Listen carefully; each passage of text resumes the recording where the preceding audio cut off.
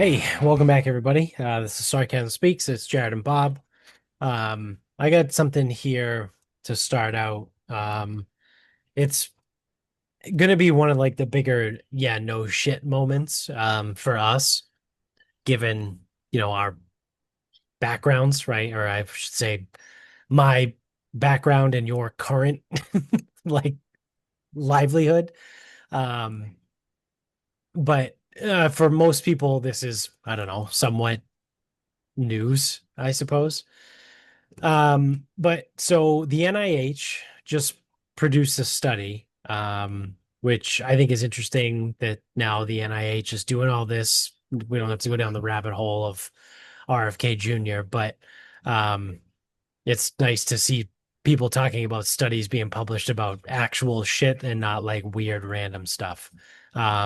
So like I said, in the biggest, yeah, no shit moment, the NIH has discovered that ultra processed foods are likely to cause weight gain. So I will just read you a quick little synopsis on the thing here, on the study that they ran. People eating ultra processed foods ate more calories and gained more weight than if they ate a minimally processed diet, according to results from the NIH study. The difference occurred even though meals provided to the volunteers in both the ultra processed and minimally processed diets had the same number of calories and macronutrients, right? So that's an important thing to note. Um, like the food had the same number of calories and macronutrient breakdown. So protein, fat, carbs, for anyone that doesn't know what that is. But one of them was considered ultra processed and one of them was minimally processed. So it was a small scale study. There was only 20 people. There were 10 males and 10 females. Um, and the definition they used is the system considers foods ultra processed if they have ingredients predominantly found in industrial food manufacturing, such as hydrogenated oils, high fructose corn syrup, flavoring agents, and emulsifiers. So obviously, if they didn't have that, that's considered minimally processed, and those things, that is their criteria. Um, Previous observational studies looking at large groups of people had shown associations between diets and processed foods and health problems, but because none of the past studies randomly assigned people to eat specific foods and then measure the results, scientists could not say for sure whether the processed foods were the problem on their own or whether the people eating them had health problems for other reasons, such as lack of access to fresh foods, which I suppose is a fair criticism in the realm of science because that is how variables work in science, but it's one of those like loophole things that's really fucking stupid that people can sit there and be like, yeah, well, we don't know that ultra processed foods actually do this. It could be they just have health problems for other reasons. Yeah, it's fair. But now this study is hoping to, knock that out. So it was a tightly controlled experiment to show the difference between the two diets. And they noted that it was the first study to demonstrate causality, that UPF, right, ultra processed foods, cause people to eat too many calories and gain weight. So again, 10 males, 10 females, for one continuous month and in random order for 2 weeks on each diet, right? So people changed up every 2 weeks for over the course of a month. Um, Provided them with meals made up of either ultra processed foods or minimally processed foods. For example, UPF breakfast might consist of a bagel with cream cheese and turkey bacon, while the unprocessed breakfast was oatmeal, bananas, walnuts, and skim milk. So the processed and unprocessed meals had the same amount of calories, sugars, fibers, fat, carbs. That's dumb. Sugars and carbs, obviously, and sugar fiber is carbs, but I get what they're trying to do here. This is just an article describing this study. So, like I said before, same amount of calories and macronutrient breakdown. And participants could eat as much or as little as they wanted. On the ultra processed diet, people ate about 500 calories more per day than they did on the unprocessed diet. They also ate faster on the UPF diet and gained weight, whereas they lost weight on the unprocessed diet. Participants on average gained 0.9 kilograms or roughly 2 pounds. while they were on the UPF diet and lost the equivalent amount of weight on the unprocessed diet, which I think is interesting to note. And then they go on to say, they need to figure out what the specific aspect of the UPF is that affects people's eating behavior and leads them to gain weight. Their next steps are design similar studies and, reformulated things and this and that. And then they go on and they say, yeah, over time, extra calories add up and that extra weight can lead to some serious health conditions. And they go on and talking about that. So now we have cold hard science, right? Facts that ultra processed foods do indeed cause weight gain. We know that for a fact, right? Again, you can't hide in the science of it before and be like, well, we don't know for sure, right? There, correlation doesn't equal causation, right? You do that whole bullshit. Not anymore. This test lays it out quite clearly. They showed causality, right? So again, it's one of those like, yeah, no shit, but now we have the proof. So where should we start? The good news or the bad news? Um, let's start with the Let's good start with news the and then good. The yeah, good, there's less of it. that's what I was just gonna say. The good news is yes, now people can't like yes, there is something published now. Right, Okay, good. That's the end of the good news. So the bad news is, and I think you did mention this because I tried to write quick. We still need to know what it is that's causing it, like what ingredients, because it's like I know you listed off a bunch, and like high right. fructose corn syrup was one of like which ones, What is the mechanism? Yeah, right? What is it? So we still don't know what. right, So we kind of haven't learned anything right. in a way. Or Um, we've at least narrowed it down to a few variables, right? Like it could be just one, or it could be all, right? It could be if right, they all something, could. yeah, it could It's be if possible. We something just don't know. only has high fructose corn syrup, that might not qualify. But if it has high fructose corn syrup, emulsifiers, and hydrogenated oils, maybe that's the, you know what I mean? Like we don't know the specific combination. No, we do not. So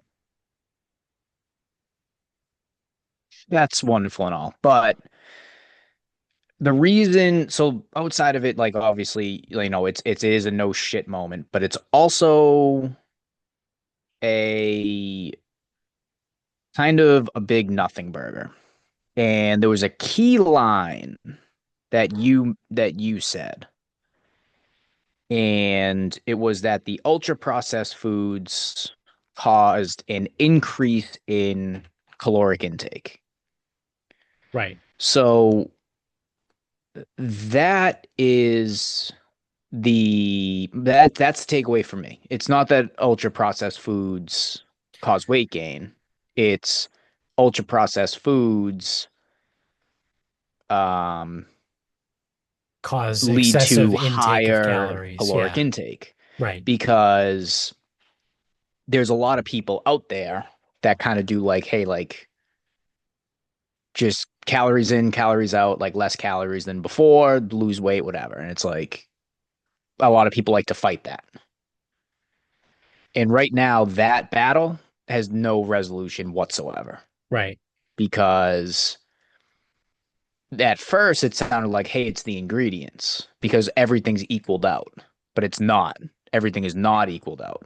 right, Like, so I don't know why they went through the trouble. I think probably to mislead, but I don't know why they went through the trouble of saying, like, okay, well, all calories and macronutrients are all equal.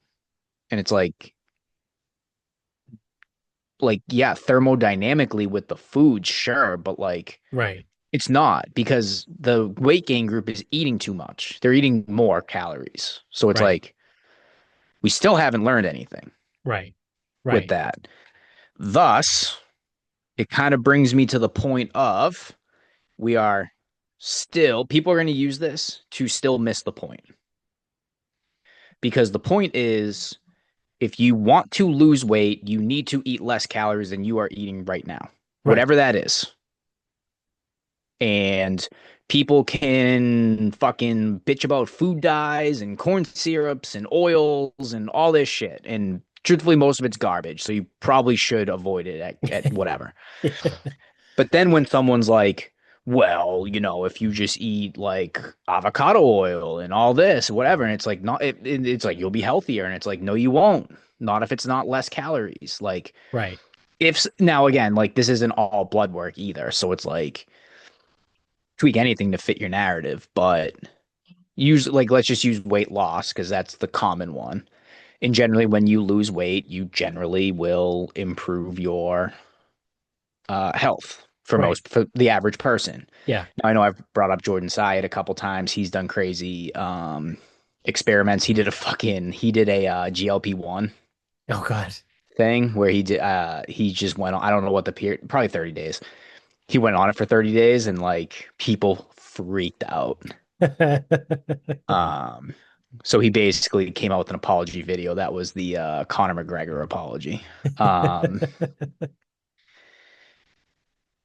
but I guess there is another piece of good news. So the other piece of good news is we can now point to something that says if you eat less processed foods, you have a better, not automatic, a better chance of eating less shit Right.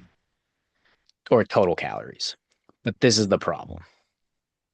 People eat just too much as is because it's like ultra processed foods, it's like all these oils, whatever. So it's like most options when you're out probably include these things. Because Agreed. like Yeah. you go get French fries.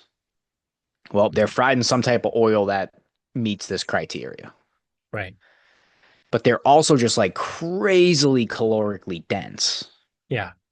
So it's like, is it the ingredients that's the problem, or is it the what and how, like the potatoes fried in oil? That's kind of like the problem here. Because it's like if they're fried in avocado oil, which no place will ever do, that's expensive. Yeah, that's insanely expensive. Like I don't even think the fucking cartel would fucking do that. Yeah. But like here's an Also, example. what's the smoke point on that? Does I that don't know, it's gotta be low. yeah. So there was a guy at the gym and he didn't stick around. His kid trained with us. He did, I don't know, 3 months, something like that. And he was gone. I ended up seeing him at Market Basket one day, whatever. He was perfect at majoring in the minors, which is a term I've heard from other people. I don't know, maybe Cressy uses it a lot, whatever. He uses a lot of terms. Yeah. And that's my thing for like people who miss the boat, right? Because he would get sweet potato chips fried in olive oil, like in a bag. He goes, well, they're fried in olive oil, so it's like way better for you. It's like, no, Yeah. it is not. You are Yeah. not convincing me of that. I'm sorry. Yeah, you're missing the point here. Missing the Like, point completely. So I think that now those are still processed, right? yeah. But if you think about it, well, it's a potato, potato's fine, and it's fried in olive oil, good. Soybean oil, bad. Yeah. Olive oil, good. So fried in olive oil is okay. It's like, no, Yeah. you're eating chips Right. still. Right. Right. You're still eating potato chips. So same thing like French fries. Like precision nutrition considers a serving of what would be potato, so like starchy foods or starchy carbs, however you want to fucking call it, doesn't matter, as like 2/3 of a cup. That's not a What is lot. that? Like three fucking French fries? Yeah. That's like nothing. Yeah. Like take a small French fry and cut it by like six. Yeah. That's probably a serving. But you go to the fucking spot, like we walk over to whatever the fuck place, get fried clams and French fries, and it's like, oh, is it fried in olive oil? Oh yeah, we know Yeah. we don't use any seed oils. Oh Yeah. my God, it's good. It's good now. Right. Right. No, it's still too much. Yeah. What is that? That's some kind of fallacy. I forget the name of it, but I don't know my the logical natural, fallacies. I think it's a naturalistic fallacy, right? Like if it's natural, then it must be good type of thing. So that's like, again, so what you were just saying, instead of someone sitting down and eating a whole bag of Lay's potato chips, right? that are fried in hydrogenated oil and who knows what. They go and they eat an entire bag of sweet potato chips, like you said, fried in olive oil. And it's like, yeah, but Same shit. you still just ate a whole bag of potato chips. Same shit. Like it doesn't matter that they were sweet potato fried in olive oil because you still consume 750 calories in a bag of fucking potato chips, right? Like Yeah. it Gluten-free doesn't brownies, matter. sugar-free brownies. They're still brownies. Yeah, yeah. Yeah, but this pudding is sugar free, right? It's like, yeah, but you just ate like a cup and a half worth of pudding. Like, what are you doing? Like that's like 600 calories worth of pudding. So, and that's like it's why like even though like a lot of the stuff RFK Jr. is like well as far as food goes, I don't know about his medical takes. I genuinely don't know and I say that.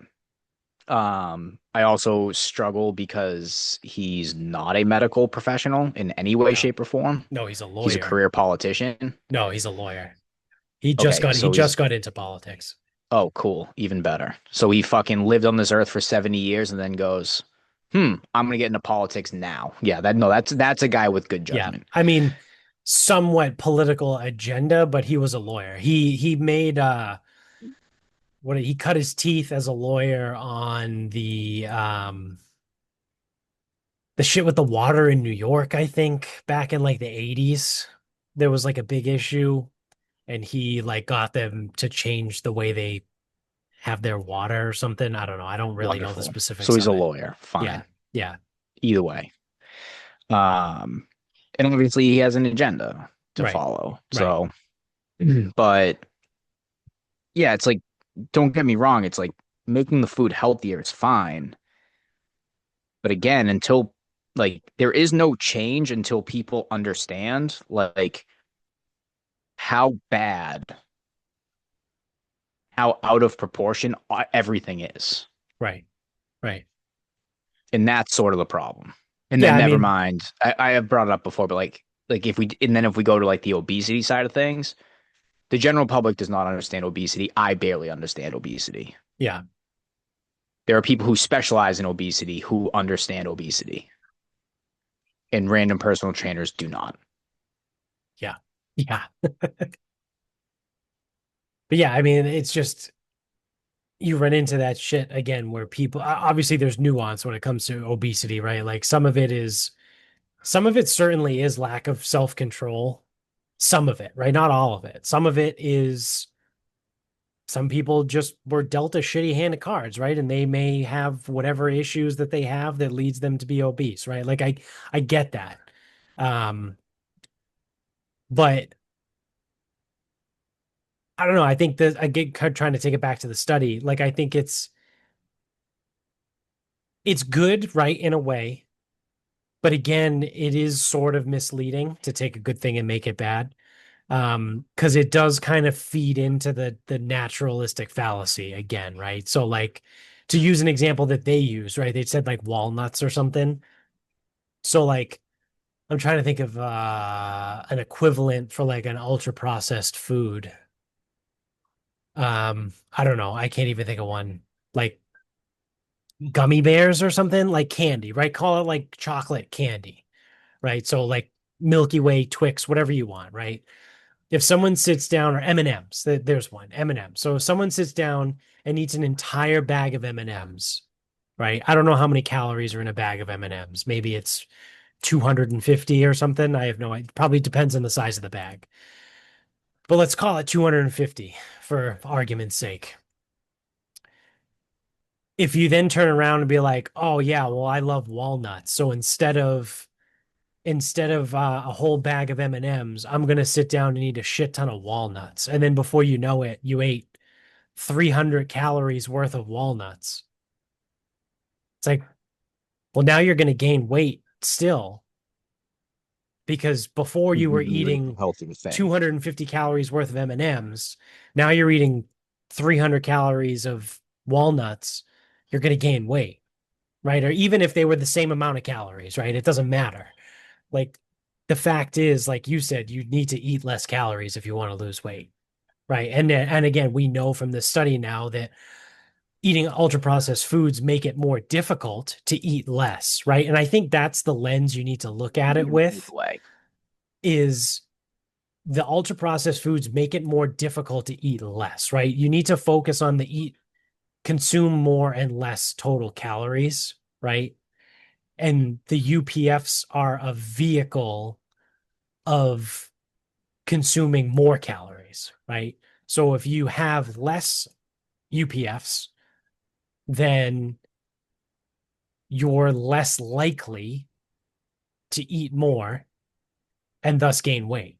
Obviously, you can still do it, right? Like you can still gain weight eating, boiled chicken and broccoli. Like you can gain weight that way if you eat enough of Like it. someone too. Yeah, I mean, yeah, it's not going to be fun, but you can certainly do it.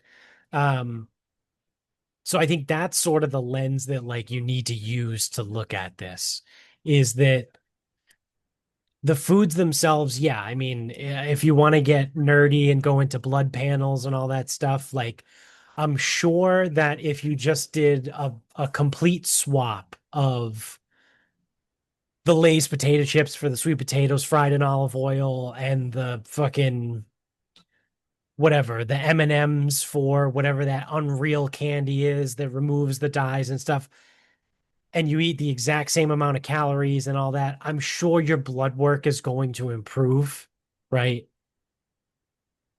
But like that's sort of not really the point, right? The point is to be able to lose weight.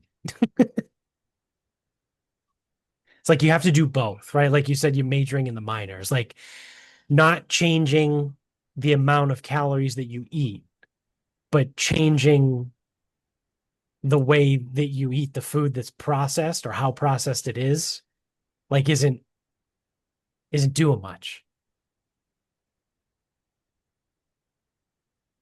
And that's why everyone struggles with this. Because ultimately that's what it takes, and people aren't necessarily willing to do it. Right. Right. So yeah, I mean, ultimately interesting stuff, right? Um, we'll see where it goes from here, like if with future studies. Um, but yeah, I mean, like I said, at the end of the day, you hear that and you're like, yeah, no shit. So Well, not the guy that didn't know hot dogs were bad for you on that yeah, documentary. yeah. Yeah, What a fuck, what a switching from fucking jackass. Kraft mac and cheese to Goodle's mac and cheese, like doesn't matter if you still eat the whole box in one sitting. Right? Like it did ultimately it doesn't really make that big of a difference if you're still going to eat the whole box. But yeah, this stuff is good. It's not processed. Yeah, great. You still consume 1200 calories. Like it just doesn't really matter. So, with that, you want to wrap this up? So we got two of these things to do. All We can wrap this up. right, what do you got? Uh, I basically played a PGA Tour event this week, not because I actually played on a PGA Tour sanctioned event, golf course, competition, anything, but I played 18 holes 4 straight days, which I actually don't know if I've done before. Like I've probably done 18, 36, like with a day off in between or something. Like I've probably done something like that. I don't know if I've Yeah. ever done 18 holes 4 days in a row. And I also needed to like prep going into it. So I might have played on Thursday, 9 holes. No, it would have been Wednesday. So like the Wednesday before, I might have played 9 holes, taken Thursday just to practice, and then Friday, Saturday, Sunday, Monday, Hmm. 18. Because and the thing was, so Friday was a friend like a funner thing, or it was just with people at LeBaron. Yeah. But Saturday was club championship qualifying. I qualified, so I had to play my match on Sunday. Yeah. Won my match, and I was off to a Tour of Greater Boston event on Monday at New Seabury. And I must say, for a guy that really, really likes golf, I actually probably need to give these guys a little bit more credit when they've played like whatever weeks in a row. Yeah, And and there's the other thing. I understand that it is their livelihood, so right. do it. But like I knew a kid who he was an AM, but he was like adopting almost like a pro type of schedule. Yeah, And it's what he used to do was putt for an hour, chip for an hour. And then it was either hit balls for 2 hours or play 9 holes, something like that. Go eat lunch, go back, hit balls maybe again in like another 9 holes, or play 18 in the afternoon. And then he would like putt for an hour again at the end of the day or something. And it was like, it ended up being like 8 hours of golf right, a day. right. So the guys that are like up and coming and grinding now, the pros probably don't do shit like this. You do that Monday, Tuesday, maybe take it a little bit easy on Wednesday, and then you're playing Thursday. Right. And then you got on a plane, show up at the next place, do it again, Yeah, do it again, do it again. right. Um, so yeah, maybe those guys need a little bit more credit when they're like, I need some time off here. Right.